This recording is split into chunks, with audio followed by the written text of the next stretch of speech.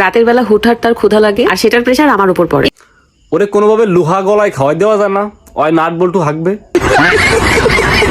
আমরা এখন বর্গ রেডি, আমরা একটু ঘুরতে বের হবো। কোথায় ঘুরতে বের হবো জানি না। আপনাদের জন্য সুইটেবল প্লেস হচ্ছে ইউক্রেন অথবা রাশিয়া। দয়া করে যুদ্ধের ময়দানে গিয়ে কোটা কাপল ব্লগ বানান, বাঙালি দেখতে চাই।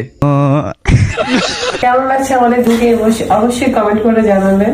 অশিক্ষিত লোকজনদের কেমন লাগছে জানি না, তবে আমার মনে হয় এইসব ব্লগ পৃথিবীর সব সিনেমা হলে দেখানো উচিত, অন্তত বাংলাদেশের সিনেপ্লেক্স গুলাই তো দেখানো উচিত, বসুন্ধরা সিনেপ্লেক্সেতে।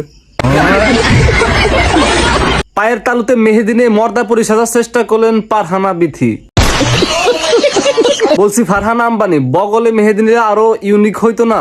আপাকে কোন আমার বর বলছিল আমাকে পাকিস্তানি মেয়েদের মতো দেখাচ্ছে, আরে একটু উল্টা পাল্টা হয়েছে, পাকিস্তানি লাগছে, তবে পাকিস্তানি দুম্বার মতো লাগতেছে, পাকিস্তানি মেয়েদের মতো লাগতেছে না।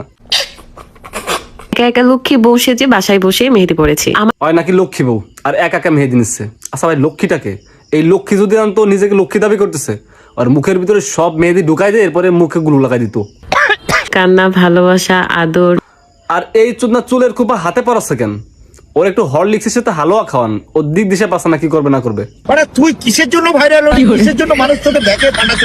যা করছেন ভালো করছেন, এখন মানুষকে দেখাইতে হবে না আপনি পায়ে মেহেদি নিয়েছেন, রাধের কাঁধে উঠে পা টান টান করে রাখেন, আর রাত টকবক টকবক টকবক করে বেড়াক।